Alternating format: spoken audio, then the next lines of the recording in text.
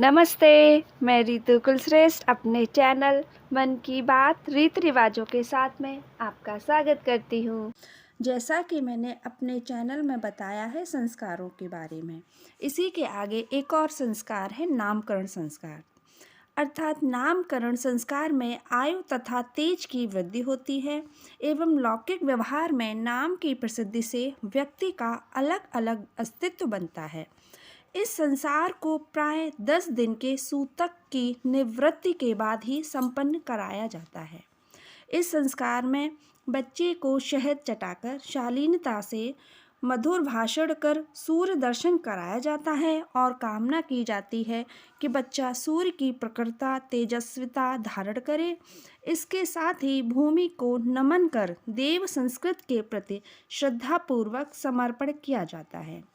शिशु का नया नाम लेकर सबके द्वारा उसके चिरंजीवी धर्मशील स्वस्थ एवं समृद्ध होने की कामना की जाती है। नामकरण के 3 आधार माने गए हैं।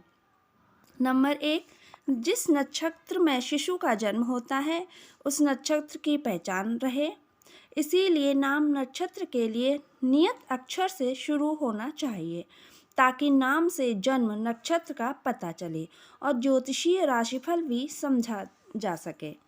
नंबर 2, यह है कि नाम आपको जीवन के उद्देश्य को प्राप्त करने में सहायक बने।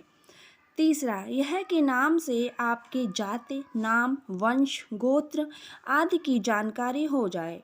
इस संस्कार को पंडित जी द्वारा शुभ मुहूर्त में संपन्न कराया जाता है।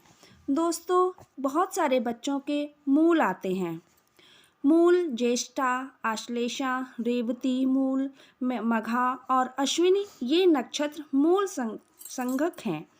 इन नक्षत्रों में यदि बालक उत्पन्न होता है तो 27 दिन के पश्चात जब वही नक्षत्र आ जाता है तब मूल शांति कराई जाती है। यदि बच्चा मूल नक्षत्र में पैदा हुआ हो तो मूल शांति निम्नानुसार कराई जाती है। इसके बहुत सारे उपाय हैं। नंबर 1, मूल शांति के लिए इसमें 27 कुओं का जल 27 पेड़ों की पत्ती तथा 27 जगह की मिट्टी लाकर मूल शांत कराए जाते हैं। मूल उतरवाने के लिए भंडरी जो शनि को दान लेते हैं को बुलाया जाता है तथा सूर्योदय से पहले जच्चा और बच्चे को 27 कुओं से लाए गए जल से छलनी में से पानी डालते हुए स्नान कराया जाता है तथा प्रसूता के पहने हुए सभी वस्त्र भंडरी को दान दे दिए जाते हैं और जच्चा एवं बच्चा को दूसरे वस्त्र पहना दिए जाते हैं। तुलादान, तुलादान में बच्चे के वजन के बराबर गेहूँ या 7 अनाज मिलाकर दान दिया जाता है, जैसे गेहूँ चावल आदि मिलाकर, तथा इस अनाज में तुला दान करते समय लोहे की कील भी डाली जाती है। मूल शांति के उपरांत सामान्य अवस्था में नामकरण संस्कार किया जाता है। नामकरण संस्कार के लिए जच्चा को चौक पर उसके पति एवं नवजात शिशु के साथ बिठाया जाता है तथा जच्चा की गोद में 8 पूड़ी किसी कपड़े अथवा रुमाल में बांधकर रखी जाती है, जिन्हें जच्चा को ही खाना होता है तथा बहन या बुआ आरती करती है जिसका उन्हें नेक दिया जाता है और पंडित जी बच्चे के नाम का प्रथम अक्षर बताते हैं, इसीलिए इसे नामकरण संस्कार कहते हैं। इसके आगे आता है कुआ पूजन। नामकरण संस्कार वाले दिन ही संध्या समय सतिये का विसर्जन किया जाता है। इसमें सतिया और छवरिया को दीवार से उतारकर सूप में रख लिया जाता है तथा घर की महिलाएं जच्चा को पूर्ण श्रृंगार के साथ तैयार करके कुएं तक ले जाती हैं।